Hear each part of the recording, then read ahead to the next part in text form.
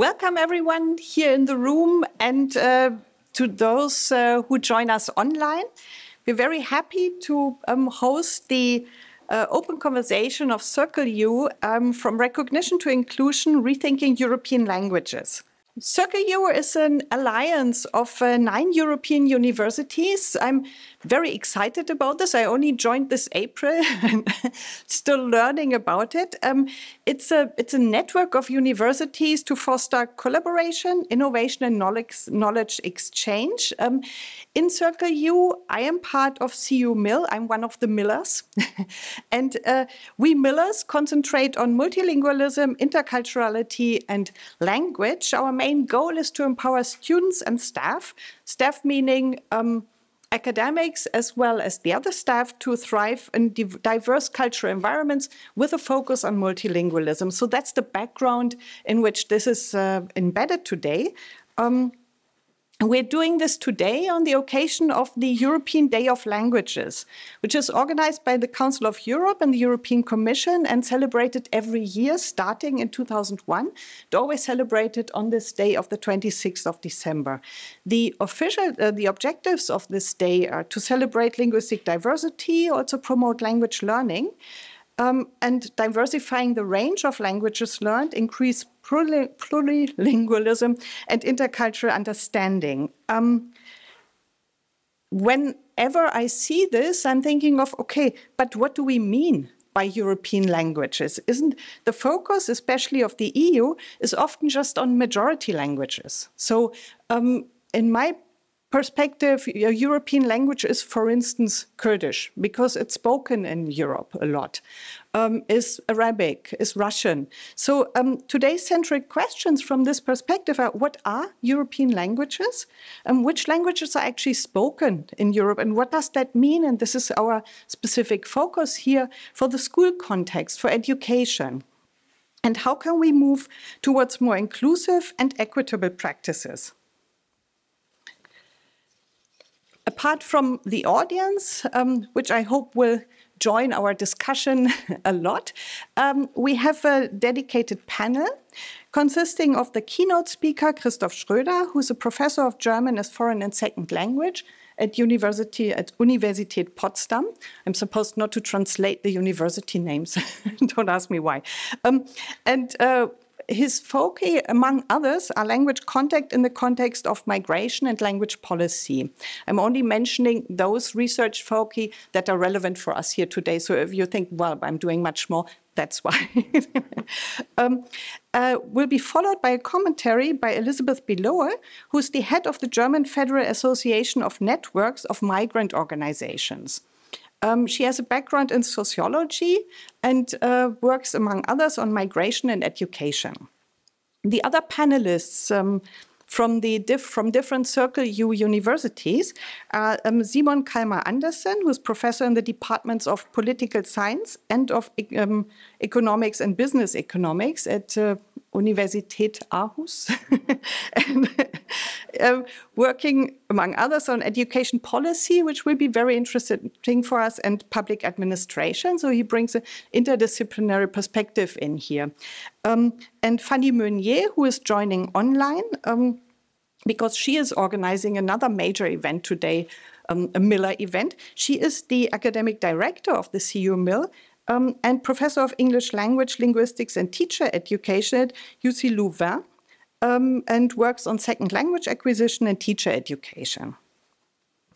Next is Mehmet Fatih Özcan. He's a multilingualism officer of the Berlin Senate Department for Education, Youth and Family. So he brings the perspective of language policies in education in here and works on multilingualism and education policy. Ben Rampton is Professor of Applied and Sociolinguistics at King's College London, with foci, among others, on urban multilingualism, ethnicity, and education. Finally, and this is an alphabetic ordering, is Eva Vetter, Professor of Language Teaching and Learning Research at the Universität Wien, working on multilingualism, language learning, and education. In addition, there's our group at Humboldt-Universität zu Berlin, sorry, again in alphabetical order, but actually this is not just alphabetical. Irem Duman-Chakir is the kind of the main coordinator of this event together with Annika Labrens. Irem is a PhD student in my group and working in the research unit Emerging Grammars and Language Contact Situations. Her research interests include multilingual and multi-ethnic urban settings and the constructions of identity and belonging. Josefine Hundelt, sorry, is one of our MA students interested in linguistic ideologies and multilingualism. Marius Keller is another MA student, particularly with a focus on multilingualism in education. Annika Labrens, as mentioned, is the other organizer, also a PhD student in my group and working in the collaborative research center Register with focus on language contact, language policies and ideologies. And finally, myself, I'm a professor of German in multilingual contexts. And I now hand over to Annika. Mm-hmm. Yeah, a very warm welcome to everyone here at Humboldt-Universität and also on Zoom. I will just quickly guide you through today's program. So we will start with a keynote talk by Christoph Schroeder, which will be followed by a panel discussion with our panelists before we then open the discussion to the audience. After that, we will have a presentation or commentary by Elisabeth Bilot. And then we again open for discussion. And then we will go into a 90 minutes lunch break. So this session will be streamed at the HU YouTube channel live. And will be recorded also for later purposes. Will be online. We will have a panelist on Zoom and here on site mainly. The second part in the afternoon will be on-site participation only, but we will still record this part so it can be seen later at the YouTube, HU YouTube channel also.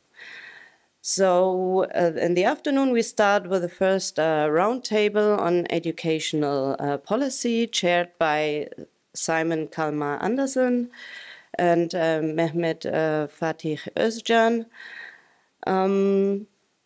And the second roundtable on school, culture and belonging will be chaired by Ben Rampton and Eva Vetter. And both will be then followed by panel inputs and then open to discussion. So, and finally, Heike, Irem, and me, we will open or summarize what we heard like in the day, and we'll have an open discussion towards solutions. So there we invite everybody to reflect on how we can go forward. Yes, and I hand over to Irem. Thank you. Before we start, I'd like to give some practical informations for on-site participants first. We will have a lunch break at noon. Nearby restaurant tips can be found in the flyers you have there. We will have 2 breaks in the afternoon, and open buffet will be available at the back of the auditorium. And we will have an open lounge at the end of the program for informal exchange. So toilets are downstairs in the locker area, and you can find also a gender-neutral toilet on the 7th floor. And I'd like to remind our online participants to please keep your microphones muted when not speaking. And I'd like to repeat, please note that all sessions will be recorded, and the morning sessions will also be live streamed on the YouTube channel of Humboldt-Universität. So if you don't consent to being recorded or shown on camera, please keep your webcam turned off throughout the event. Thank you. So it's my pleasure to give the floor to Christoph Schroeder. One note on the microphone use. And during the discussion, please wait for the microphone. I'd like to add for the on-site participants. So I'm giving the floor to Christoph Schroeder for the keynote speech. Thank you very much for the invitation. You can hear me when I talk like this. I got, in the preparation for this talk, I got somehow carried away by the topic, which means that first, in terms of like the length of the talk, might be in danger, like more than 20 minutes. The other thing is that I kind of like got away a bit from the abstract, and I'm sorry for this. Let's start with an example. This is the outline. I start with an example, and I have two anecdotes to tell, and then I talk about social spaces of our Western societies. Western is the question mark, because I'm not sure, maybe like Heike's experiences from her latest trip to Australia and Southeast Asia will inform us more. I talk about hierarchy of language classes in the formal public space, that is school, and then I go into possible alternatives way to go in the shorter run and in the longer run. Now, let's start with an example. This example is well known to Irem Duman. It comes from her ethnographic work at the street market in Berlin, where you have, and street market is, and I introduced this, for me, informal public space, market, shops, business, and the like, where the customer and the seller negotiate the way some pita, some bread. What is it? They're burek, yeah. They're talking about a burek, and the buyer wants the burek, and the seller sells the burek, and they switch languages. They use what they have in resources of languages, and in the end, they're of course successful in that.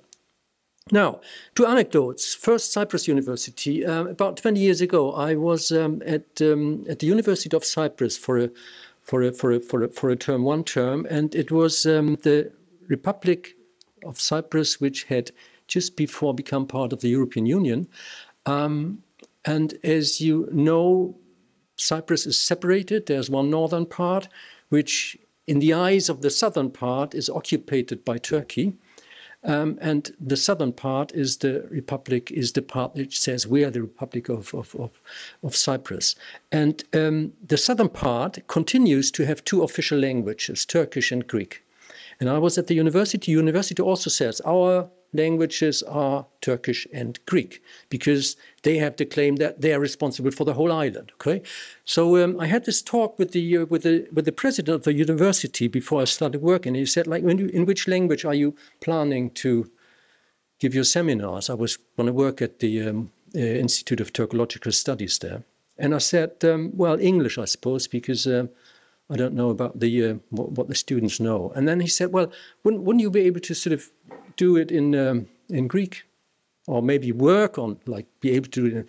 And I said, no, but I could, no problem, use the other official language, Turkish, in my seminars. And then all of a sudden his smile froze, and he said, no, English is okay. Another example, Potsdam University, very recent example. We had a nice, very intensive seminar on language policies in institutions, and there was one group that presented, group of students presented a thing on university language policies, language politics, language policies, and also the representative of the international office was present at this seminar, and one of the students talked about this one seminar which she attended, which was run by I think she's an American scholar, and she kind of constantly switches between English and German in her talks. It's a kind of translinguistic seminar, and she was really, I mean, for her it was quite an experience, this seminar, and she liked it. But then the representative from the international office said, well, yes, they had problems with this particular professor, because they didn't know how to list her seminars, whether they would be listed to the English seminars or the German seminars. So there was this problem. So like this translingual didactics or translingual mode of the seminar obviously was a problem for the institution. Which brings me to the social spaces of our Western societies. As I see it, we can speak, and this comes from well, Utz Maas has worked a lot with this kind of tripartite distinction, where he says there's the formal public space, the institutions of the society. Now here we're at in the formal public space, the university, the library, school, administration. I go to the Amt Berlin, and I have a problem to clarify, and so on. There I'm in the institutions in the formal public space. The informal public space is where the example from the market comes from. Market, street business, and the private space is the space of families and peers. And when we look at the languages used and the languages which may be used, it's pretty clear in the institutions of society we have discrete languages. We say this is this language, that language, that one. This language is allowed to this extent. This language can be used here and there. And if you want to, I don't know, if you want to give your if your dissertation at the university is in English, then you have to add 10 pages of an abstract in German. Katharina, and the like, okay? Not any language can be used. It is based on, and this is the important thing, based on implicit or explicit contract. Now, in the market, the languages are used, the multitude of languages and varieties and codes, and the term codes is not important, will kind of pop up later again, is based on, I would say, negotiation. Because this market example very, very easily shows like it's negotiated, like what resources to be used in order to arrive at a successful communication. And when we look at families and peers, I would say it's personal relation. I mean, me and close friends, we have certain languages we can share, and these languages are part of our relationship. They're part of our privacy. And when we switch the languages, it has a personal meaning, okay? It's not just like playing around. It's not just like information in another language, the same information in another language or what. There's other meanings sort of being carried within this. Okay, now a bit of Bourdieu. If you think that your German is not good enough in order to process Bourdieu in German, please activate Google Translate. I checked it out. It works pretty good on your mobile phone, because I'm not in a position of sort of like translating this to an extent I like. Now this is Bourdieu. He speaks of the market, of the linguistic market. Sorry, I sometimes need to sort of look at my my manuscript. This sort of states very good that not the message itself, which is rated, it's not the message itself which is rated or valued, but it's the language. The language itself becomes part of the message. And what's important here is this market organization of language, which Bourdieu talks about, and it originates, in my eyes, in the formal public space, where the society at large constitutes itself. It certainly transferred to the other social spaces, but that's not where it originates. I find this very nicely exemplified, and this is a long citation from Bourdieu, which I'm not going to read to you, I'm just going to show you, where he speaks of an incident where the mayor of a certain, in a small town, in the southwest of France, where a certain variety of the Gallo-Romance language Gascon is spoken in Béarn, the name of Béarnese. It's a non-codified regional minority language. It doesn't have any official state whatsoever. And the Mary, there is a kind of like celebration at the for a certain Béarnese poet, and he uses some words in Béarnese. And the newspaper thereupon writes, says like this Zuvorkommenheit. What is it in English? Huh? This. Has anybody used Google Translate to sort of check this? Huh? Like this kind of like Herablassung, Zuvorkommenheit. What is in English? You check your mobile phone. I mean, it's easy. Huh? Forthrightness. This forthrightness is kind of, it's the newspaper says this is what a nice gesture kind of thing. But really, and Bourdieu kind of like analyzes this thing. What it is, it kind of shows the disrespect for this language.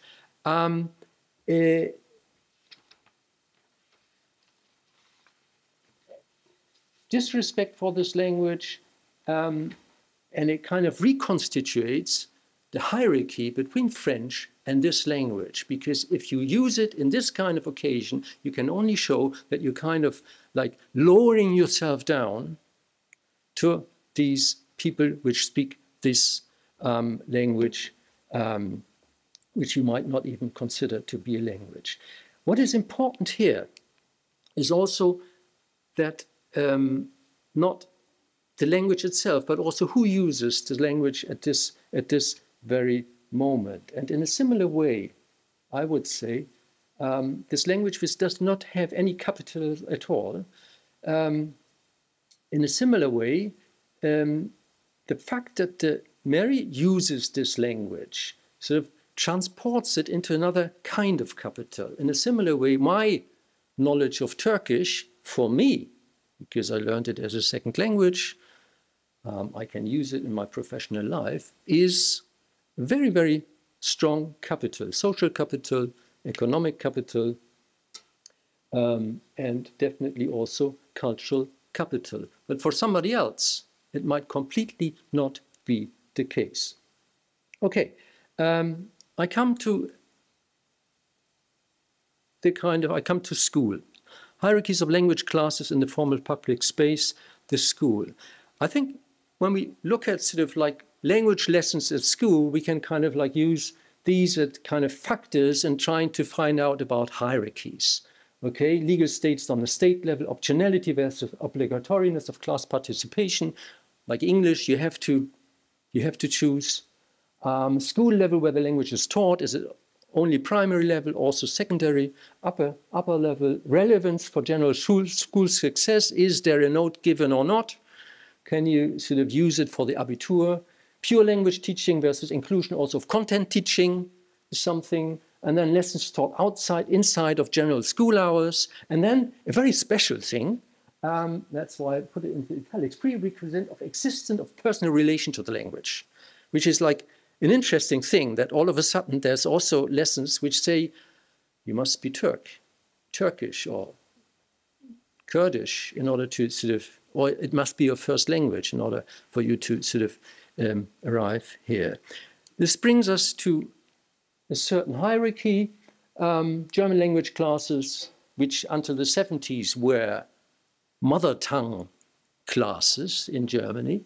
Foreign language classes, Fremdsprachenunterricht, minority language classes, under different names like minority language, neighbor languages, regional languages. We have these names for these particular languages. And then we have heritage language classes, Herkunftssprachenunterricht, sometimes also Erstsprachenunterricht in Berlin, new term.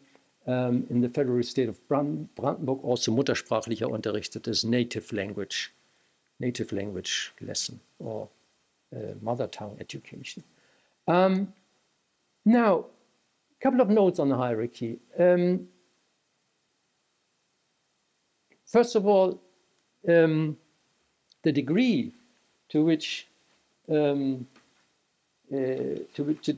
degree of the integration of heritage languages in the German school system varies from language to language and from federal state to federal state. Looking at the languages and the degree to which they are integrated into the system, a further factor seems to emerge, and this is the factor of alleged canonicity of the language and standardization of the language. These might go back to one attribute, and this is the question whether the language is an official language anywhere else in the world or whether it is a stateless language. Sheriff Deringe, in his various articles and his upcoming dissertation, convincingly argues that the fact that the establishment of Kurdish heritage language teaching in the school system requires such an incredible amount of bottom-up energy is linked to the fact that Kurdish is a stateless language, which in turn leads to numerous insinuations from the side of the school administrations concerning standard, canonicity, teaching material, political implications, and whatnot. By the way, there's also kind of struggle going on between Turkish and Kurdish. Turkish teachers saying, like, we don't really want Kurdish in our school. Well, because it's a concurrence. What's concurrence in English? It's competition. There's a competition going on between the heritage languages. Note on the heritage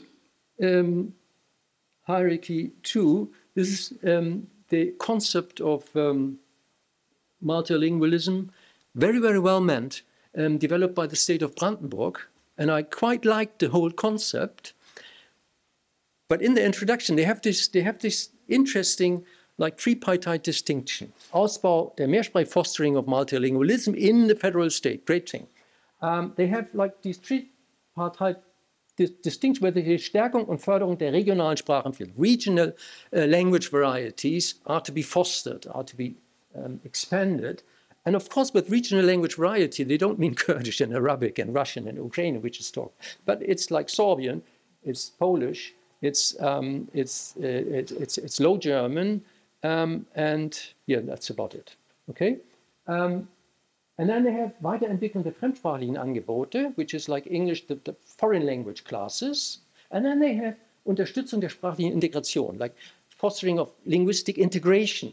And below this, there is heritage language education. So, I mean, it has a completely different, like, orientation from the other language classes.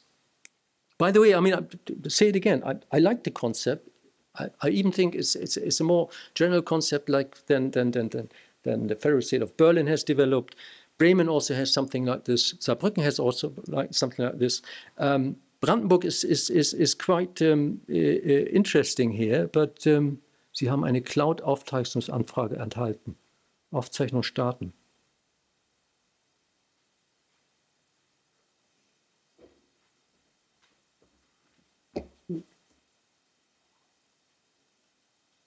Starten? Okay, right. So again, hierarchy. And then third note on the hierarchy is that these statuses are quite fuzzy. That is, in reality, it's not possible to draw a line. When you look at Russian as a foreign language versus heritage language, where Russian has a long tradition as a compulsory foreign language in the former GDR, and then with the reunification of the two Germans, Russian became a foreign language and quickly lost, it wasn't a very loved foreign language, quickly lost pupils. So there was no interest. So what did Russian as a foreign language then do? It opened up its doors for those that spoke Russian as a home language. And it completely kind of like reversed and overthought its didactics in order to open up for both those that learned Russian, wanted to learn Russian from scratch on, as well as those that already spoke Russian. And it was Anka Bergmann and I was shocked to hear that she only passed away a couple of months ago. She was at the Humboldt-Universität, and she was very much. I mean, it's a good point to commemorate her. She advanced quite a lot of highly interesting ideas on how to sort of develop a didactic where these kind of different, highly heterogeneous sort of linguistic competences could sort of be dealt with in one language class.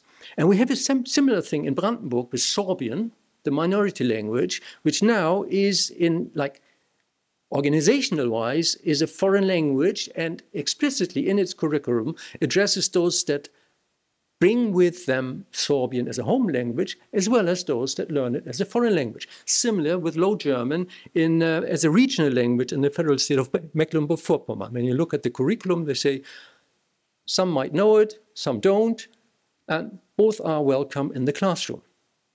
And last but not least, notes on the hierarchy terminology matters. I have problems with the term Herkunftssprachenunterricht. A paper by Almut Küppers and me quite a few years ago, where we said, well, this is can only be understood as a language spoken where the speaker and his or her ancestor come from. And this is meant either geographical or ethnical or national, but nowhere refers to the place where the speakers of this language, to which reference is made, lives and is part of a society, namely German. And also we linguists need to have a good look at ourselves. The term heritage language we use has a similar connotation. We use it without any apparent linguistic reason, exclusively for non-dominant languages where the speakers, or rather the ancestors, have immigrated in more or less recent years. We use it like an alternative for the term allochthonous languages, which we don't like because it has a connotation with strangeness or otherness. But is heritage much different? I'm not sure. Okay, possible alternatives, way to go. First, there is this idea of language assessment, Sprachfeststellung for all pupils. All federal states have the option in their school system that a student who speaks a language other than German at home, which is not offered as a foreign language, can have this language certified according to the framework of reference, and thus be exempted from the second compulsory foreign language. In most cases, only offered for newly immigrant pupils. And then in an article, 3 Sprachen sind genug fürs Abitur, Dieter Vogel argues for a broad extension of this, says like this should be sort of offered to anybody who speaks a language which is not in the foreign language portfolio. And that could be organized in online learner groups across the regions and so on, preparations. Interestingly, then, an open letter of the Department of Romance from the university. I mean, like Dieter Vogel, she was interviewed in radio about this idea, and then it appeared in the local newspaper of the town where she lives and where she works at the university. And then there was an open letter from the Romance department of this university saying, it is a discrimination for the students that speak another language at home if they are sent to do this certificate, because then they cannot learn the the European academic language, Bildungssprache, namely French or Spanish, which would sort of like be quite widen their worlds and so on and so on. So we see there's a power struggle going on at school. Okay, who gives which lesson and where should they go and so on. And this power struggle, of course, continues. Another thing is like upgrading heritage language class into foreign language class. Arguments are a lot. I don't need to go into the details. And I think one strong argument also, it disrupts the potential ethnicization going with the heritage language class, which is only open for Turks or Arabs or Kurds, whatever. The strange status of it. However, I was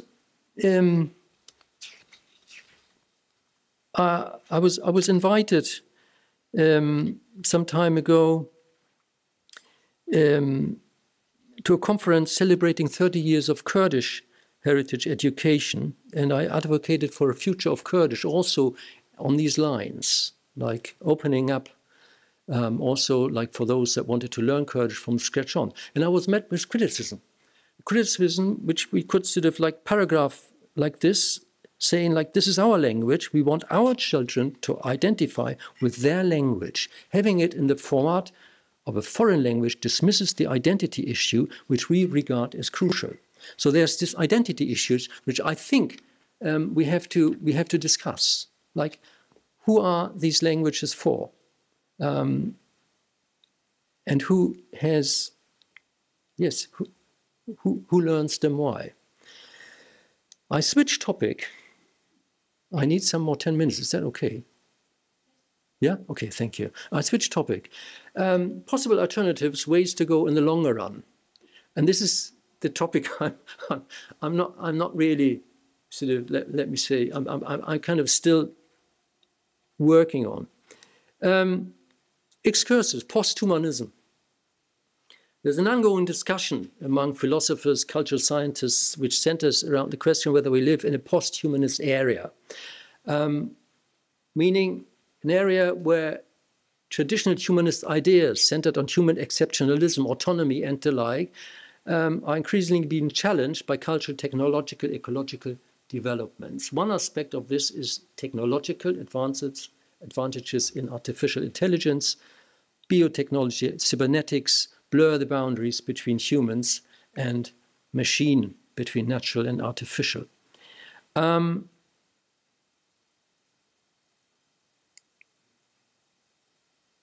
What about language in the post-human area? I think language here is in the center of two dynamics. One is top-down, the other is bottom-up. And top-down means originates in the formal public space and in fixed languages and in discrete languages and in standard languages. The other is bottom-up, like it starts from where multilingual repertoires original from and how they look like. Top-down, AI and language is easy possible or will be possible in near future to generate texts in any language based on my prompt, produce summaries and technical translation from any language into any language, translate audio input, ask my fridge whether there's any milk left and ask him to answer me in Hindi, develop a personalized language learning program for me with exercises, moderate me in learning, and so on and so on. All this is possible to a certain extent now, and there's quite a lot of energy being put into developing this, and I spare you what Elon Musk says about this. And a respectable president of a respectable German university, in fact, University of Potsdam, says in 10 years we all have a button in our glasses or ears that translates simultaneously so that you can speak Chinese, I speak French, and we can understand each other. Then I won't need to learn any foreign languages, not even English.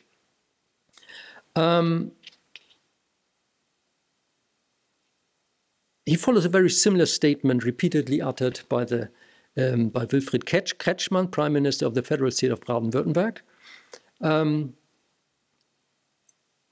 Maybe add that both the President as well as the Prime Minister propose Medienkunde, media studies, sort of instead of the second foreign language. Okay.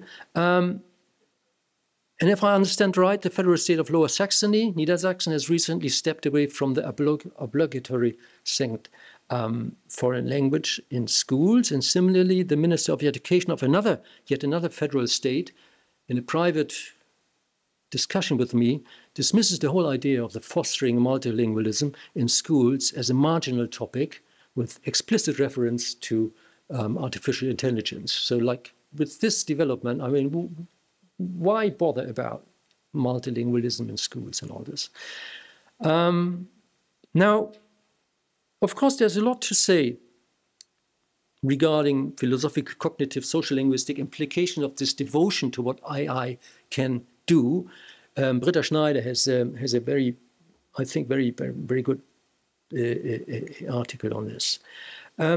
there are 3 points I think are important. First, with the AI tools and their appraisal, we are back to an understanding which takes language as discrete systems. And we are back to a naive understanding of human communication, where we have a sender and a receiver and a message encrypted in language which goes to and fro.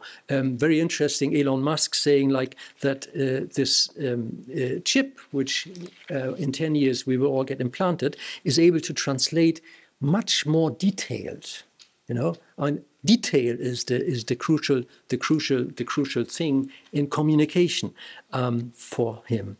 And the third thing, and I'm still not sure about this, is we have a complete dematerialization of communication. Now, I spare you this, how to grasp the multilingual individual's repertoires. There's quite a discussion, Grosjean with his complementarity principle, then Blomatz with truncated repertoires, Aronin, dominant language constellations, and lately Pennycook, plurality of codes, which in a way completely gives up upon discrete understanding of language, replaces it with the term code, and starts from the point that people constantly draw from different semiotic codes when they communicate. But codes are socially situated resources that speakers draw on, adapt, mix, transform, and interaction. I mean, like, we live this every day. You're in a Zoom conferences going on in a particular language. You read the translation. In the chat, you discuss with a colleague of you in yet another language, and then, I don't know, your 2-year-old daughter comes in and is hungry, and you have to care for her, in even another register and language, and so on. So we constantly switch places. Yes, loads of examples I could go on here. Now, what has this to do with posthumanism, this thing, with digitalization and increasingly with what the large language models offer us? My own linguistic repertoire is extended and enriched by, as long as I keep the control, and that's the important thing, by machines. My repertoire is more than what I write or speak. I can transform it into other spheres, so to speak. For example, simply by pressing a button and speaking or writing accent-free Hindi. And if you, I don't know, I mean, there was this thing on Deutschlandfunk this morning, Weimar, about our cultural Minister of Cultures, State Secretary of Cultures, Weimar, who has created an avatar of himself who speaks accent-free European languages, and you can't interact with him at the moment, but you will probably be able to do so in a couple of years' time. And I can't draw from resources which are completely external to my cognitive, bodily, and material linguistic experience. Think of a student, studies in Taiwan, was promised that there would be English lectures at the university where he or she goes to. She finds out, no English lectures, only Chinese. Do I know Chinese? No, but Google Translate does, and it works. Now, what, please, does this have to do with our topic? That's the crucial thing. On the one hand, we're called upon to at least reconsider the primacy of monolingualism in language teaching, the primacy of competence orientation in language teaching, and the primacy of interculturality as a bilateral concept, like between German and the respective language of the classroom. I think, because that's what the, yes, yeah, I'm through. Now, on the other hand, digitalization allows for greater individualization of language learning, and that's the important thing here. Maybe, and this is where I'm kind of starting to become really fuzzy, okay? Maybe this allows us to put aside the outdated differentiation between foreign language teaching and heritage language teaching and simply have language classes where pupils are given the opportunity to develop or further develop their interest in expanding their communicative and linguistic interests and potentials. With the teacher rather monitoring but not leading the direction of learning. And the argument that the teacher, well, I don't know the language, is not an argument anymore, because like AI can provide you with a language. So, I mean, I think we have to sort of think the whole idea of language teaching, or we can rethink the whole idea of language teaching with this development going on. Okay, thank you very much. Last but not least,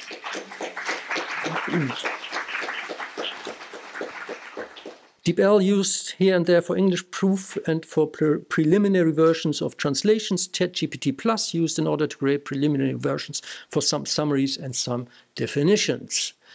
Thank you. I'd like to invite our panel to the floor.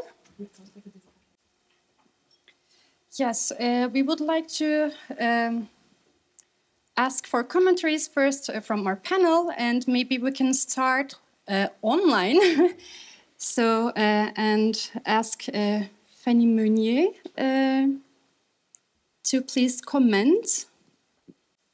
So, bonjour à tout le monde, and a bit of translanguaging. Merci beaucoup pour la présentation. So it was very interesting presentation, very dense, with all sorts of linguistic, philosophical, sociological comments.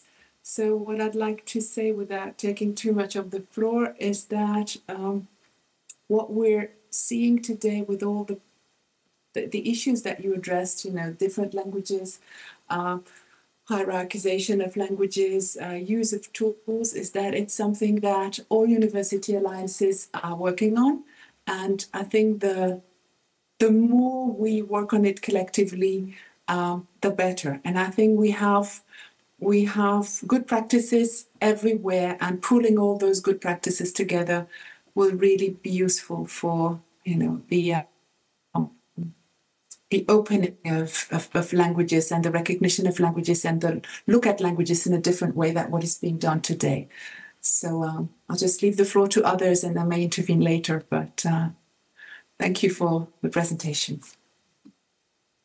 Thank you very much for your commentary, and maybe we can continue with our panel here.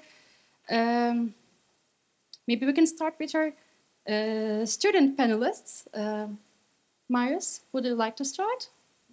Thank you for the talk, first of all. It's a very interesting idea, but also very future-orientated to think about language teaching in school as like something unionized, where like all the languages come together with technical support. Yes, what I think with the problems are, you know, that just like current with how we design teaching currently and right now. And when I talk to fellow students, like prospective teachers, I still feel that the role of language in the classroom is still an afterthought often. And that's not because of the universities not doing enough. I feel like they're doing a lot. I feel like that's also because the effects of a student's language biography is often very dispersed and hard to pinpoint. One example that I see a lot in schools is that students, often with a multilingual background, say very, very interesting stuff, have very interesting ideas, but struggle to translate them into language. And their contribution is just getting lost in the noise. And on the other hand, monolingual students, and I know it because I did it myself often, manage to sell okayish ideas as great ones by giving them a quite smooth linguistic surface, by using like fancy terminology or like forming complex sentences and stuff like that. And I think that is just one mechanic outside of just like foreign language courses that you can get good grades for, in which monolingual students have a structural advantage across a large spectrum of subjects in school. And also one mechanic that contributes to the reproduction of power dynamics, not only in the classroom, but in society as a whole. Yes. Yeah, maybe I can continue and Yeah, I had some thoughts also about how it already starts very early, like in elementary school, that multilingualism gets is valued very differently depending on the language, and that it really needs more conscience, like in the early years. Yeah, and there needs to be more thought about language teaching and language practice as identity work, and not only as competency building. Yeah, and that's also what I thought about when you, Fanny, talked about, like, there are very many good ideas already, and like very engaged people who do like bottom-up work. Yeah, which is like very hard against the slow policy, education policy, like in Germany, which also showed in the commentary of like, oh, the European Bildungssprachen. I mean, it is important to acknowledge that, as you said, like a certain kind of language gives you access, but it's not automatically the traditional European languages that are worth learning and others are not. Yeah, but I'm also wondering how we can combine those individual approaches and maybe modern appropriate perspective with the like kind of outdated traditional school approach.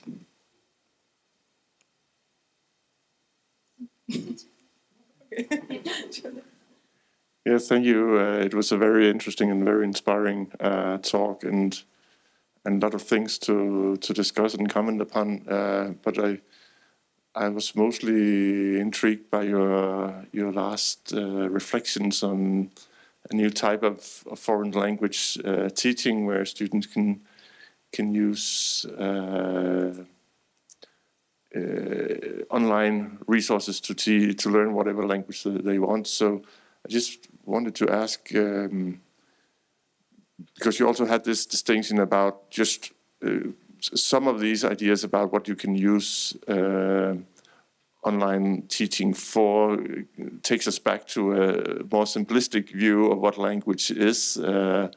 And so how do you see the future for online language learning? Will it be able to also teach students some of these cultural understandings that typically comes with foreign language learning, or will it mostly be kind of vocabulary training? How do you see that future? As I said, this was the part where I was mostly like most unclear and fuzzy, because this is where I stand at the moment. Okay, but I think the reason why I called it top down versus bottom up is because I think there's an enormous potential in everyday linguistic and language and communication experience that every one of us makes, no matter whether we are monolingual or bilingual or plurilingual or what. And to start with the question, what do you want to do with language? How do you want to expand your knowledge about language and your knowledge about languages? What do you want to do? Do you want to be able to have read, I don't know, law texts in Turkish when you have Turkish as a home language? Is that how you want to expand it? Do you want to expand it by means of do you want to expand your Italian so that you can sort of discuss with somebody on this and this topic? What do you want to do? And I believe that, it's not going to work on primary level, of course, but I mean, you could think of a three-part thing. We have this concept of Begegnungssprache in primary schools, which says what languages do I see, which languages do I live with, what do I think about them? This is a kind of like concept which already exists. Let's have this for primary school, okay? And then we go to the lower secondary level, and we say, okay, we call it language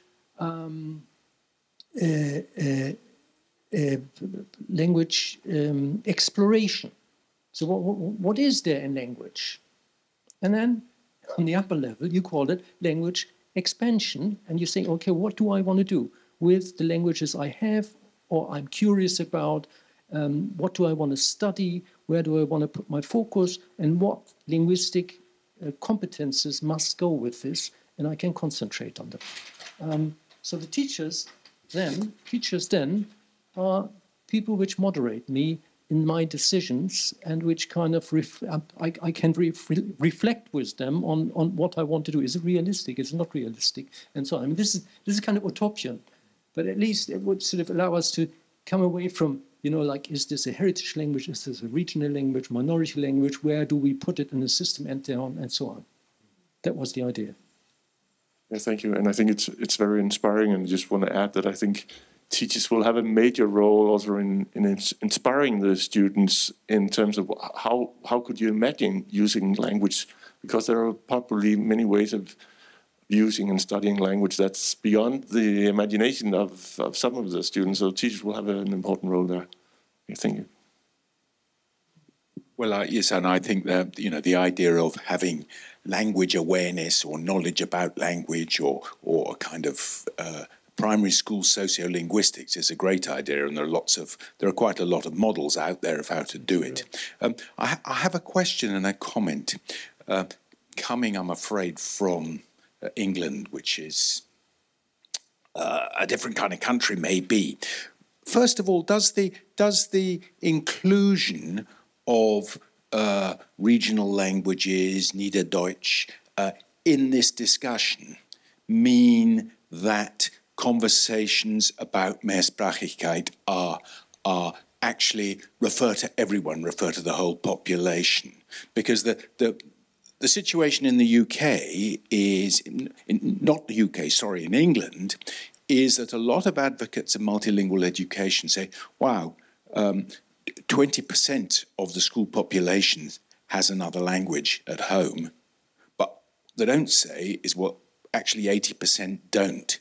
So that there's a risk that talking about multilingualism sounds like pressing a particular interest group. It's not a conversation that refers to everyone.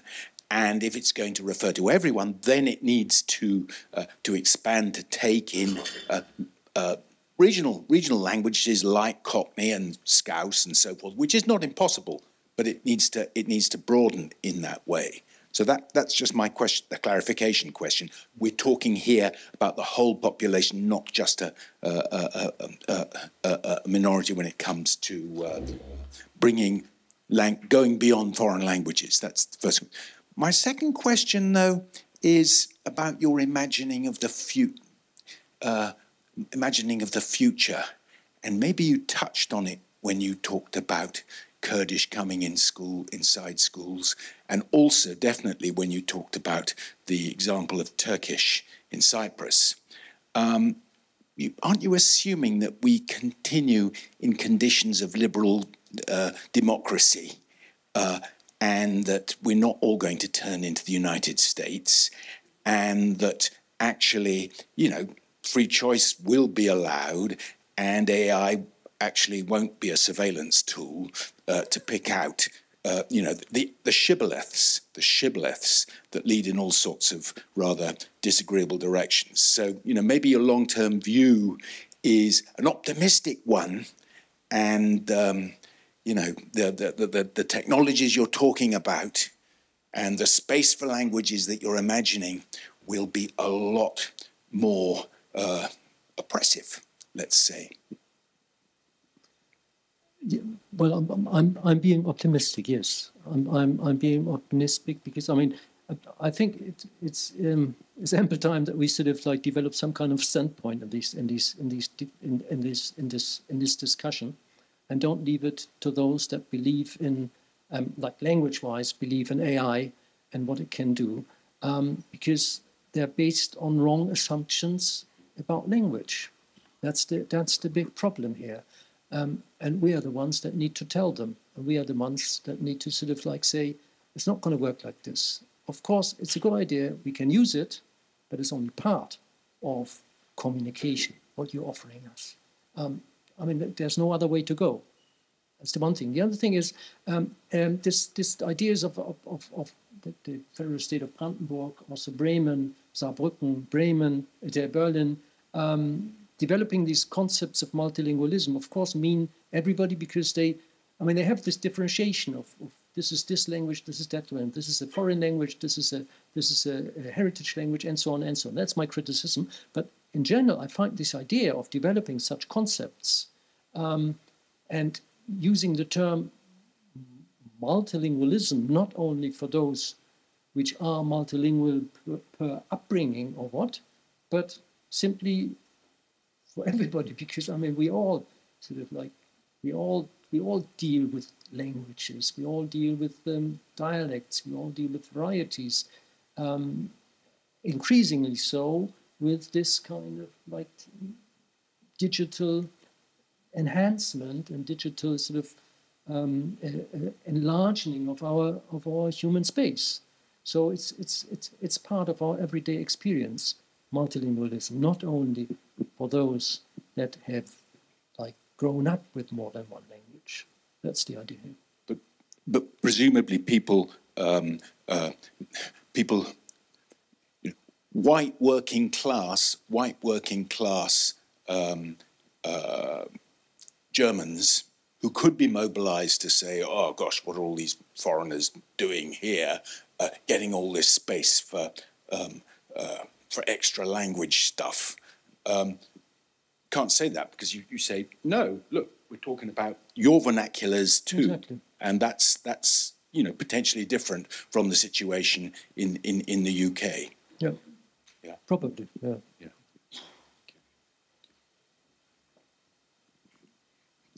So I could pick up this because the situation in Vienna is different. Those pupils who use another language than German at home are the majority, so we don't. But I wanted to pick up other ideas from your talk that I found really inspiring.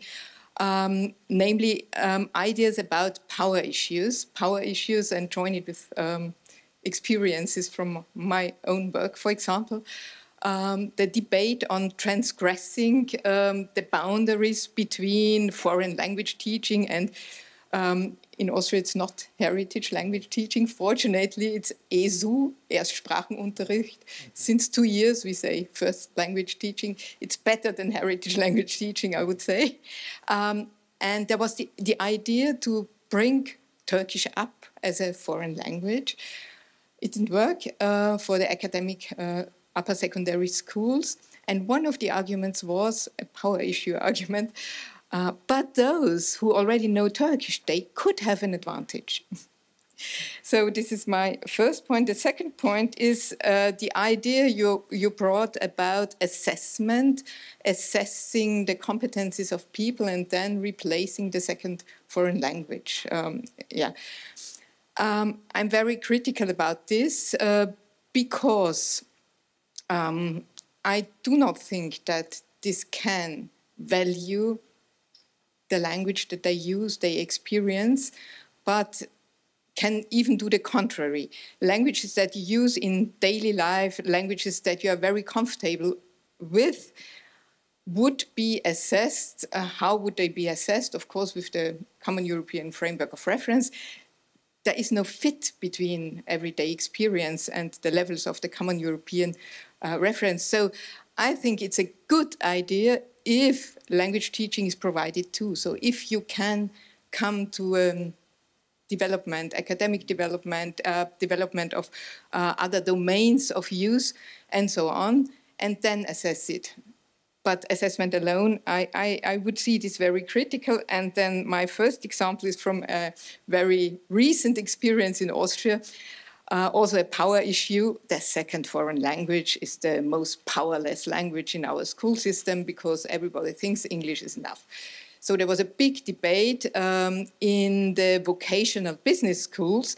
They wanted to get rid of the second foreign language. But finally, this debate turned out into a new curriculum that didn't replace it, but on the contrary, they invented a new subject that is called international communication with a focus language based on existing multilingualism, with a language taught, but not only the language, also languages from the same family. So you have French and Spanish, French and Italian, and so on. So they are widening the scope from this entity thinking.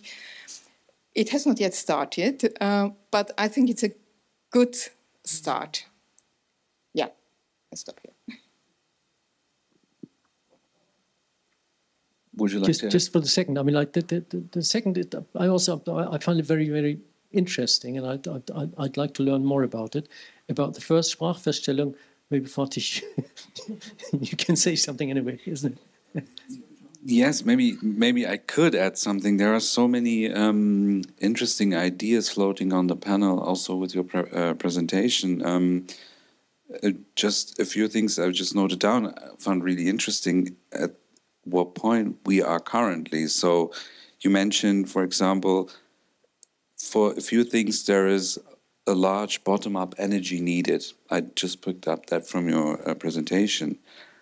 Plus the thing, the aspect that it is important to have heritage language instead of foreign language because the fear of loss of identity that is connected to language. Plus, if we add this to the AI level, I will come to the Sprachfeststellung afterwards. I found it really interesting because I just had this thought, well, if we move from all those classifications, foreign language, minority language, heritage language, Begegnungssprache, language exploration I really like that one, also language expansion. I really thought, when we think about this projection into the future, how could, like, I had this question in mind, how could like AI change our perspectives or perceptions on codes, just to mention codes as an aspect, and how AI can like support to learn and switch between these codes in terms of language learning. So we don't think of language like class, in class where we learn languages, but in terms of learn the codes, or we teach codes, and at the same time we promote, we foster, we support in terms of, for example, in terms of heritage language, we give impulses to learn and to develop heritage language, and then have the assessment. And it's really interesting because the aspect of assessment at this point, we've seen this quite many times now in Berlin. This Sprachfeststellung is a really big thing in Berlin. And we can see this, it's like within the language communities, there is a large talk, even between the students. If they really need that, they do that. They want to do that because they see their potential. They see the potential of their languages that they bring into the formal level. They can do their Abitur. They can continue their educational level. I'm not just saying just, maybe the wrong word, but with all their language competences. I think this is really interesting idea also come up here in this round, and yeah, thank you very much. It was more like a comment. Yeah. I'm getting urgent. I'm so sorry. Can we maybe continue with Heike so that you could continue with your commentary afterwards, Elisabeth? Would it be okay? So you can add also your comment to this and continue with your commentary so that we can have more time for discussion at the end, actually, because we would like to open the discussion also for the public. Okay. No problem. Okay. Maybe just very short, just because my thoughts is also in your direction. It's on the naming of language. I think it's also very important what you said, the name labels such as heritage language or foreign language is not just merely descriptive. I think it's operate as an instrument of classification or status. And if we are thinking in the future, the question that I have in mind is how would the future definition of languages be in respect to artificial intelligence and the new forms of codes and so on? Just addition to what you said. Yeah, very short. That was maybe you can read out Fanny's comment. I realized there was a comment. Yes.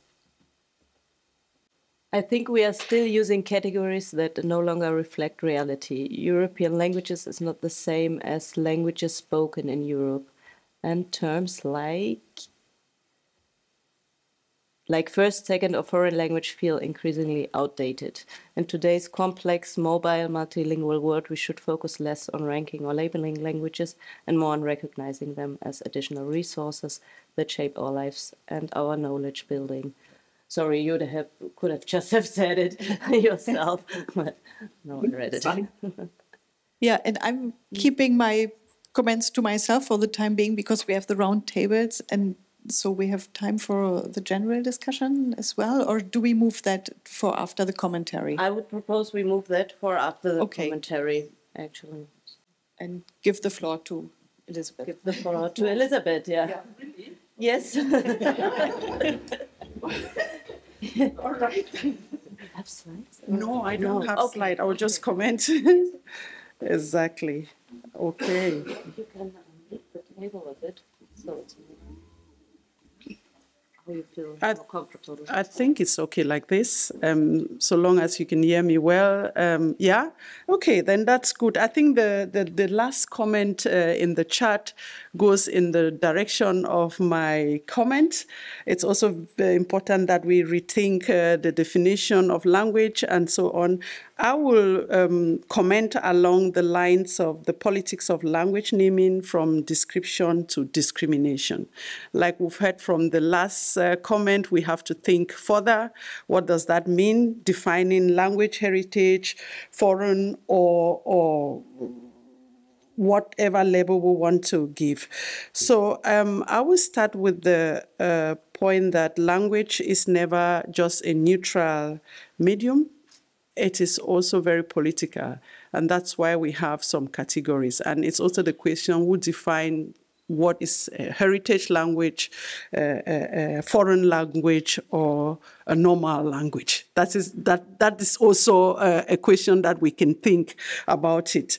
So naming languages into foreign, minority, heritage shapes how they are being perceived, valued, and used in the society. It's just like we had the experience of the Turkish language and then Sorban language in Germany. It would depend how people know about this language and who uses this language and how that language is being perceived and used in the society. So an open question that I would like us to have is how does naming move from simple description to forms of discrimination? That's also a question we can take. I don't have all the answers to those questions, but we can take them as an assignment for all of us. So what appears to be mere description thus becomes an instrument of distinction and often of discrimination. A foreign language typically enjoys prestige and institutional support in schools. We've heard about French and other language, while a heritage language is framed as private or familiar and kept outside the educational mainstream.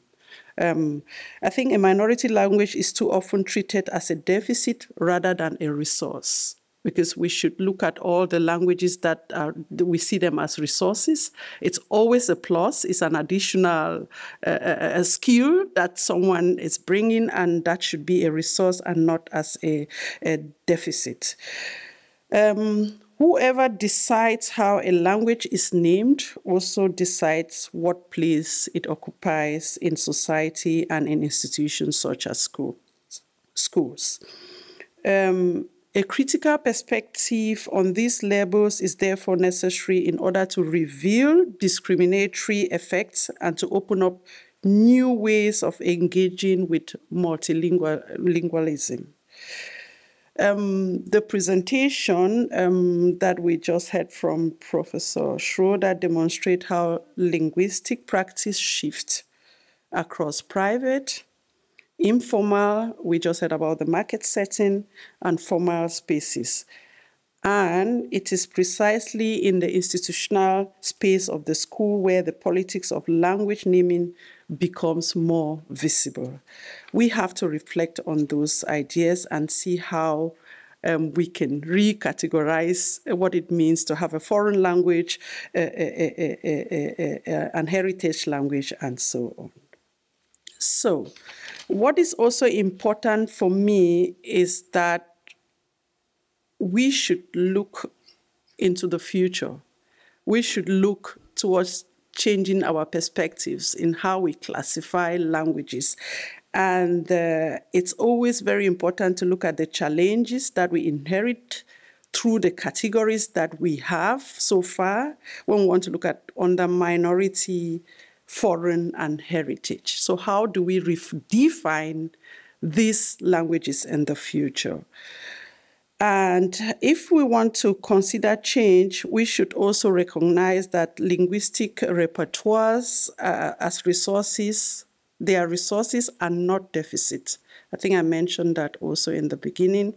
And we have to create inclusive policies that reflect actual multilingual practices. We have a lot of students, they can speak 3-4 different languages, and sometimes they are being rated on the main language that is being taught in the school, and they don't consider the other skills that they bring with them. So it's also good to reconsider those aspects. And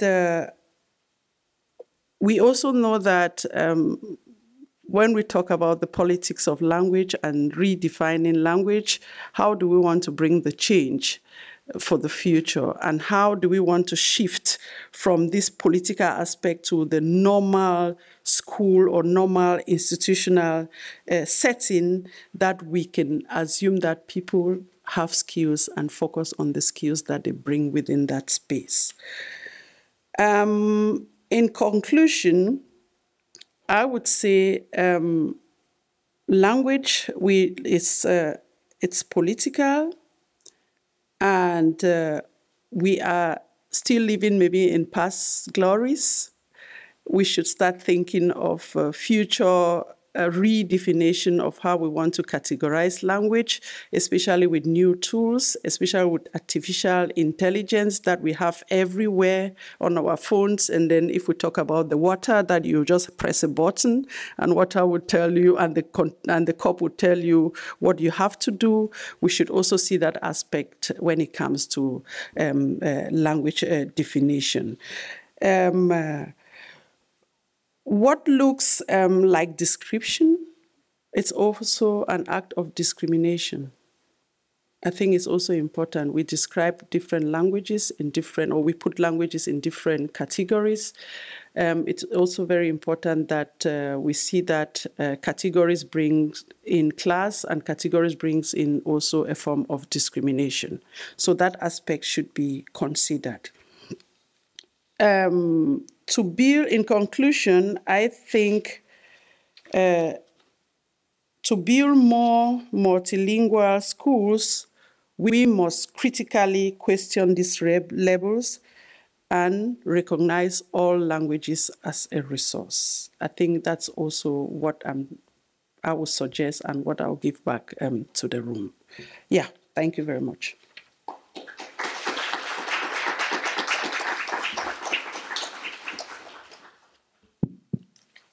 Thank you very much.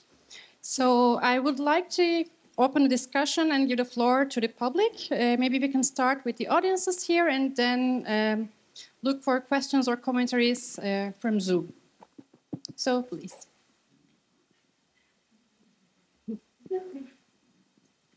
Thank you. I'm Uri Chorish from the University of St. Andrews in Scotland. I think one of the problems of this discussion is the very framing of it as a European discussion. And there's maybe an elephant in the room, which is the elephant of colonialism, right? Why is it that we in Europe, or there may be discussions, similar discussions in North America, but why is it that here in Europe are we entitled to legitimize certain languages or certain language varieties? And I'd like to echo what has been said before about not only about foreign languages, so-called foreign languages, but also vernacular varieties of local languages, right? I mean, we've seen this in the United States with African American English. I think we're starting to see this in England with multicultural London English, that even Ben mentioned Scouse and Cockney, but there are new varieties as well. I think this very discussion, you know, on the one hand, we're all talking about decolonizing the academy and decolonizing language and linguistics, but still we're kind of stuck here. And I don't know, I have a bitter taste in my mouth as to and even the term legitimizing came up in one of the slides. So I know I'm kind of rambling on, but I would like us to address this issue of what right do we have in policing language. I know I'm putting it a bit harshly, but I think it's come up in between the lines. Thank you. Thank you. Yeah, I think I didn't want to use the word decolonizing languages. No. And that's why I was struggling between political. I think when you use the word political, you can put all those categories under political situation. But if we're talking about languages, we have to talk about colonialization and how we can decolonize languages. You took the word from me, but I was not so confident in using it. Sometimes I avoid not to use those words, but it has to do with all those things. And sometimes you can classify all those kind of different categories under politics if you don't really want to use the word decolonization. But thank you very much. It's we need to use it for conversation. Microphone. Yeah, you're right. So, but I agree totally with you, and that's why I said who defines the language also set the tone on how it is being used in schools or in institutions, and it all has to do with power. I think in the panel someone used power, also power struggle, power shift, and if we look into all those categories, then we'll create a safe space for everyone. Yeah, thank you. No. Any other questions or comments?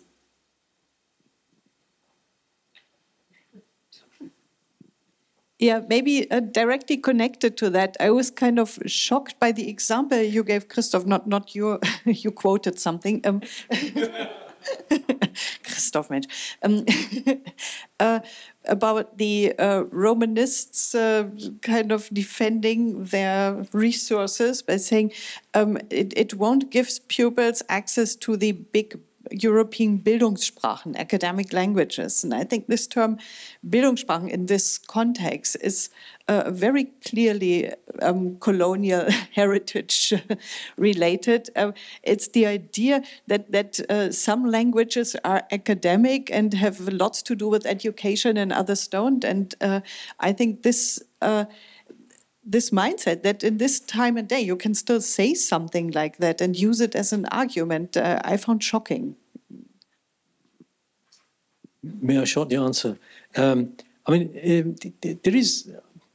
I can understand the situation. It was not the Romance department, to be more precise. I kind of tell, but the chair of didactics of this department, and of course, Romance languages are on the retreat, and so they have clear problems with other languages after English, which are to get a more advanced status in the school, because then they will receive less and less students. There will be the teacher of French and Spain will be more marginalized, and so on. So you have a simple status power struggle in schools, which I find totally understandable, and so they bring out whatever argument they have. I mean, it was telling this open letter was online for 2 or 3 weeks, and then they took it offline again because they also understood that this was a bit much.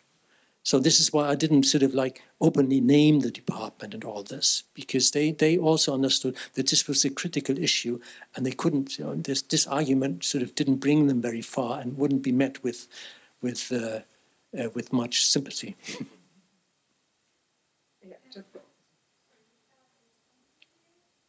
Yeah, thank you so much. Also on the point of colonialism, I had a question about who are we learning from when we are having these debates, because there's a lot of research going on, for example, in South Africa, and I know in many Southern African countries that has grappled for decades and decades with these complexities, and it kind of seems a little bit cut off from that, as if we have to come up with completely new stuff, rather than looking at multilingual situations in the global South and how local researchers have been, making sense of them. So maybe that's just an idea. And then just a comment.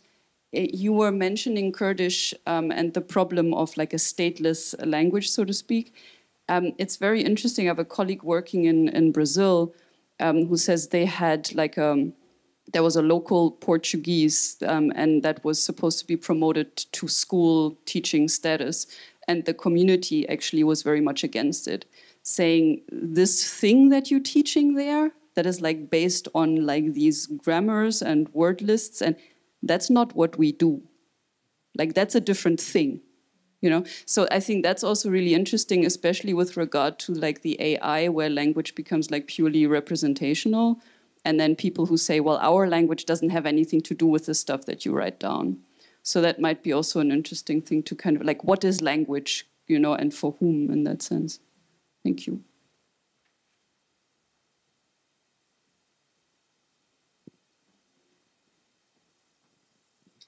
Thank you. Really, really very, very interesting. And I think you're right about the debates in places like South Africa and in the UK, in England, we're using quite a bit of work on linguistic citizenship, which is a concept from Cape Town. But I do wonder whether we are not Christoph. I'm not saying, but some of our discussion is kind of university style discussion. I mean, it's very important that we have utopian visions of possibility. That's really, really important. But we can't dissolve the world outside the university, and we have to talk in ways that do engage with things as they are. And I think that's we sometimes say, oh, the reality outside there. How can people do things that are so out of tune with the reality? Well, the lenses that people are used in and socialized into in other places are different. They're looking at reality differently. And I think we need to make sure that our conversations are formulated, or at least we need to think about how we translate the ideas we have in a kind of university space like this into terms that are understandable, make sense, connect, and argue against dominant discourses that are, well, not necessarily dominant, but completely opposite discourses, because, you know, this is a major site of struggle, and it's not enough just to proclaim our values without bringing them into dialogue with very different values, which is why I raise the securitization issue, because I think that is something we need to think about. I mean, I think the discussion of AI was wonderful and really very interesting indeed, but I also think that there are alternative futures that could happen pretty quickly, which we also need to think about. Thank you. I think we have a comment in Zoom. Can you please read it, Annika? It is so important we have these conversations, and I'm thrilled to be able to join you all online. Speaking, writing from Scotland. Question about terminology in Scotland goes back to the one about what do we call a language. Scots is seen by many of its users as a dialect or a way of using English in Scotland. Also challenging the big gap between languages spoken at home and taught at school is what Scottish 1+2 policy is trying to tackle by L3 entitlement. Schools are invited to teach any language as part of the space, ideally in negotiation with local communities. Practice depends on various factors, but the policy, the opening is there.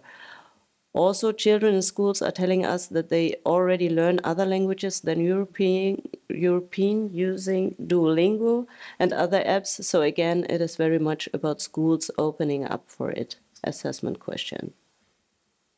And anyone who wants to comment, ask questions on Zoom, please raise your hand.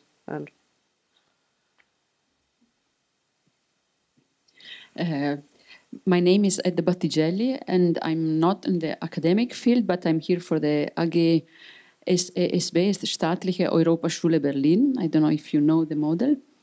And I wanted to bring in a reflection, which is not anymore so political, but I think it's my perspective on multilingualism is that language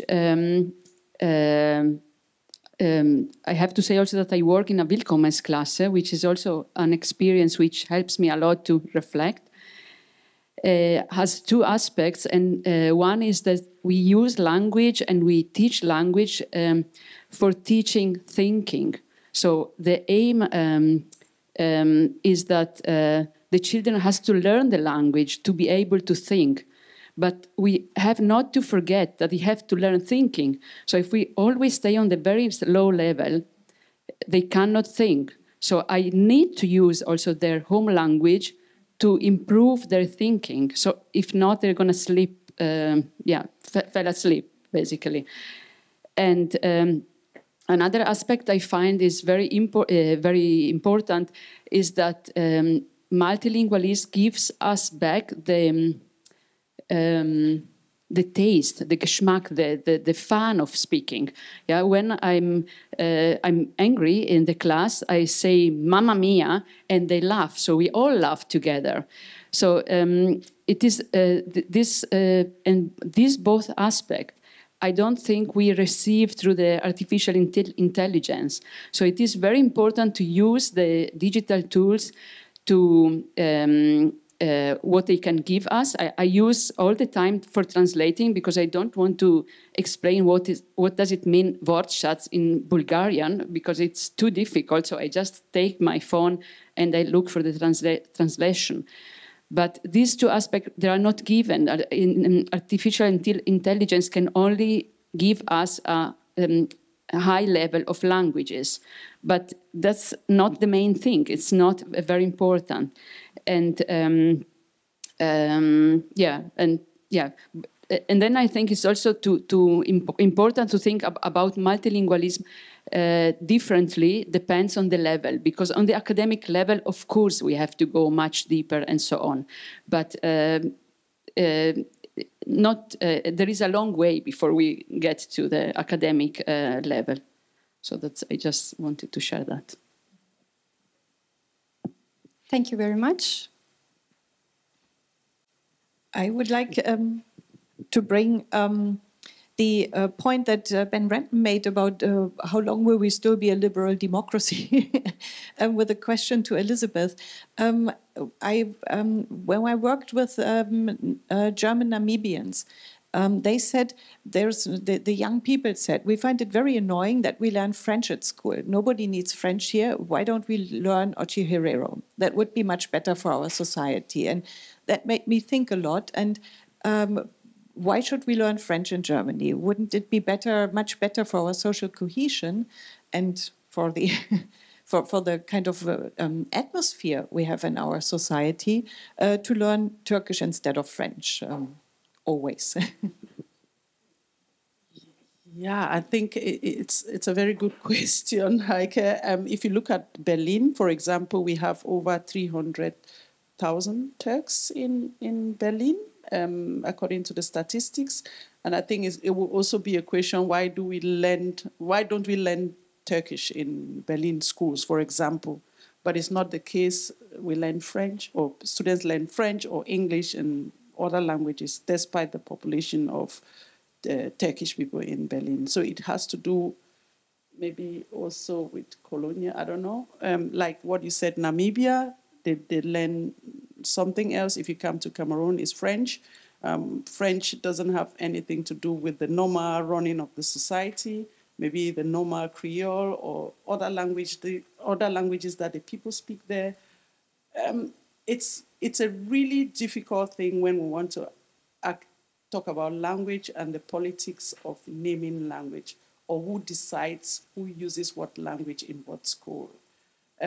Those are things that we should think for the future and reflect on them, and then look at the statistics or the population of the people who live in that area and which language should be used in school. I know it's a very difficult thing, and it's something that we cannot just translate within a very short time, and it's an assignment for everyone to take along with. Yeah. Thank you. I think Fanny has something to say. Would you like to say it out loud, or should we read it? I don't want to disturb the discussion, but I just wanted to write something in the discussion on the importance of being at the same time, opening up and being pragmatic, because this is something that we need to think about as well. And I just wanted to comment on something that is taking place in Belgium. It started in 2020. We have awakening to language sessions, which are being made compulsory as of the first year of kindergarten. And it's really great, because it doesn't mean that people are learning languages, but they're, from a very young age on, they're becoming aware of people speak differently, they write differently, they eat different things, they celebrate different, whatever events in their life, and it's all okay. And so I think, from what I can see after 5 years, is that it really makes a difference. And kids feel more involved, parents feel more involved in schools as well. And it's great because they feel recognized. And it's not only foreign, I don't like those terms, but foreign, additional, whatever language, is that all the languages, and also dialects, and also, So I think this opening should start very, very early on. And we will avoid, I hope, many problems if we start very early. I'll stop talking, sorry, but I just wanted to write it down. Okay, thank you everyone for all the interesting presentations and discussions. I just, and I particularly liked this focus on the fact that any languages are not a deficit, but a resource. And I also just wanted to highlight that the linguistic reality for a lot of these children that we're talking about is that they spend a lot of time also translating for their parents, for the community. And this has also long been seen as a deficit, but it's also a huge resource. And they learn these competencies and skills, and also, like we talk a lot about the private home language, but a lot of these young kids are exposed to highly institutional languages and systems that most kids of their age don't know about, and they learn a lot from this. And there's been quite a lot of research on it and suggestions on how these translational competences can be added to the curriculum. So I think that's also a linguistic reality that can be taken into account when talking about multilingualism. It's not just separate languages, it's also the translanguaging skills and the translation skills that they develop. Thank you very much. Hannah, can you give the... Oh, sorry.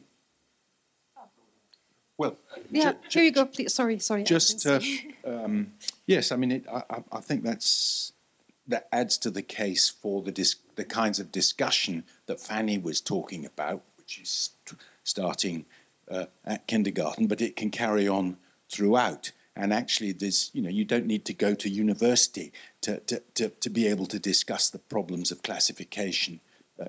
People can discuss on the ground in classrooms, and that kind of locally produced language ideology, etc., enormous scope for it. And I think it's also, it's also good because it does kind of represent a case of the bridge between university university talk and classroom practice being kind of minimized. Brings them together. I do actually have another question, but maybe I could ask it later. I would like to make a short addition to Fanny's comment. I think it's really important to get children used to language diversity pretty early on. There's one reason for this. So when you go into schools and actually ask teachers for justification or for their justifications to ban certain languages in the classroom, you usually get 1 out of 3 answers. The first is a pedagogical reason. They aim to improve their students' German skills by making German obligatory, which does not work. B, they have ideological reasons. So in a German school, we should talk German. That, of course, will not happen. You only push it out of sight. And the third reason you hear, and that is the one I wanted to point out, is a social reason. The assumptions that students speak negatively about other students, with the affected parties not being able to understand what was said. So the interesting thing about that is, first, every act of communication in another language is, by this logic, like suspicious in a way. And the second thing is, I fear that a lot of those teachers are just scared that students talk bad about them personally, and that they therefore feel the need to control the students' language output. And when I hear that, I always ask why. Because they are kids and they will always talk about other students, they will always talk about teachers. Does it really matter if they do it in English or German or Kurdish or whatever language? And they will do it anyways. When you're not in the room, they will do it when you're not there. And we explicitly asked students when we went into Berlin schools last year how they perceive their peers speaking, or how they feel about their peers speaking in languages they don't understand. And what we found is that it seems to be the case that a positive climate regarding language diversity in classrooms correlates with the students' acceptance of their peers speaking in another language. So the conclusion is quite an intuitive one. When language diversity is perceived as something normal, then speaking in another language is no longer perceived as something exclusive or exclusionary. And I feel like we should start with implementing that perception very early on in the educational system. I just wanted to add like a quick thought on language diversity, because so far we've talked about different languages, but also if you think about like German, English, French, Spanish in the German school system, it's always like the European standard version for like the Bildungssprachniveau, but like that's such an Eurocentric vision, and it would also be needed to look at those languages as diverse languages that are not only spoken in France, in Spain. Yeah, and then also I thought that we sometimes touched upon like motivation, and that's like such a big point in language learning. And I think it's very, there were some good thoughts already on like we need to appreciate different motivations to learn. Because if you only learn a language for school, it won't stick. Anyways. Okay, there are so many, so important things said. I wanted to link up. I cannot link up with everything, but I wanted to say something. I have the impression that we are stuck a little bit in mingling up multilingualism for thinking, for subject learning, and so on, and language teaching, language learning. I know that using language is also learning language, so this is very much interconnected. But at school, we have language learning, and we talked a lot about language learning. And then there was this comment on language for thinking. And I think what you said is also in this direction, and what Fanny said is also in this direction. So living together at school or socializing at school in a diverse way, putting language awareness at the center is something that we can, I'm sure we can all agree on.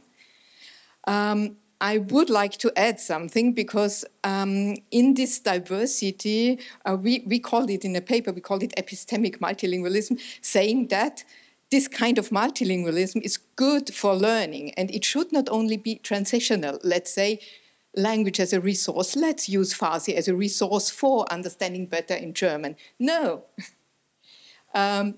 I'm completely convinced of the concept of dynamic multilingualism. German can also be a resource for Farsi.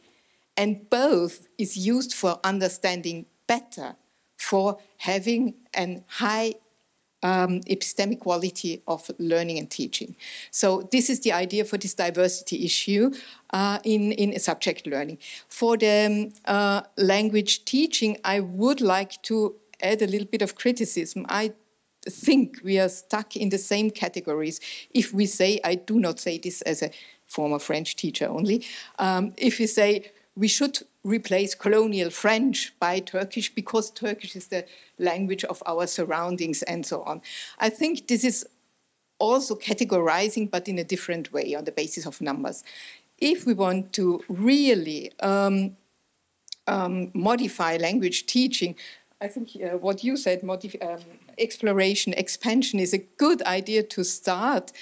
And maybe it's a good idea to start with the subject and the subject's repertoire. Let's take the repertoire as a starting point and then develop ways in order to fulfill the wishes of what the subject wants to develop and how he, she wants to develop it. So, stop. Too long. I think we have a commentary on that from a student, I think, in Zoom. Maybe we can read that first. So just a comment from a student outside of Europe. I'm a student in Denmark, just moved to Aarhus last month. To be honest, I am squeezed by Danish and English. Most of the time I feel like being an illiterate in Denmark. Danish is something I have no knowledge of, and English, which I have no difficulty with, but not to the level where it could build my mindset structure and extend my professional strength. I used to think language just as a tool to communicate, but actually it has profound influence on everyone. I started to reflect on what is language and how the Chinese language define my worldview and behavior, and which part is Chinese and which part is me. Thank you for the comment. Thank you. Maybe one or two quick comments because the time is actually out, but we can continue our discussions in the afternoon. Just a short comment from me, and I think it goes along with what with the message on the chart. It's like when we talk about language, language for thinking, language for communication, for everyone to understand why we are talking or why we are here together, and also language used in the different social spaces. I think we should reflect on that, and I'm sure Professor Schroeder gave us an overview of the different types of social spaces that we have, and also on the aspect that what works for the institution and what works in the school. I think that aspect is also important. Even when we work, we have to create new forms. We should also rely on what works and what has been a very good example so far.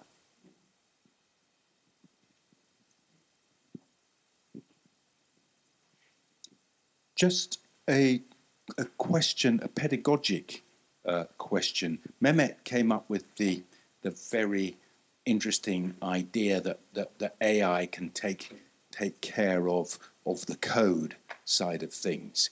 And, you know, the learning and vocabulary, the grammar and vocabulary is the inestimably tedious part of language learning, and seeing how that connects to thinking, goodness, I'm not sure. Well, I mean, I suppose it does, but it's really boring and puts people off.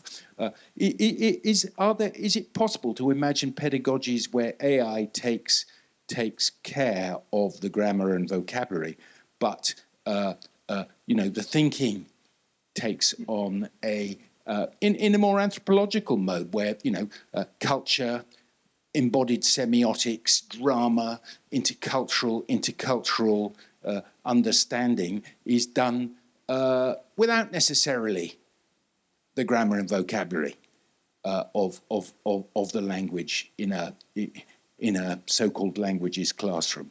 I mean, are there pedagogies that do that? Or actually, when we're talking about learning a language, we do mean doing the grammar and doing the grammar. Pedagogic question.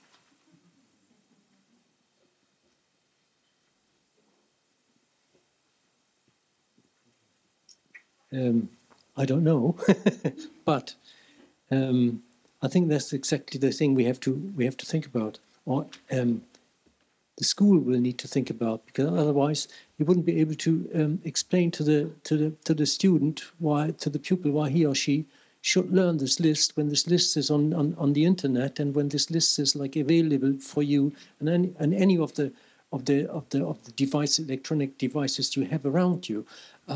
So I mean, this is one of the major challenges which we have in front of us, or at least which the school, I mean, not me, luckily, but the school has in front of it, because like you need to explain to them why they should learn the language if everything is in AI and readily waiting for them to be used. You know? So where to go? I don't know, actually. Thank you very much for the inputs and commentaries and the fruitful discussion. Our time is up for the first session. I would like to thank all the participants online. The second part will be on site only, as previously announced. So thank you for joining us and engaging in discussions, making commentaries. Thank you all, and see you in other occasions, I hope.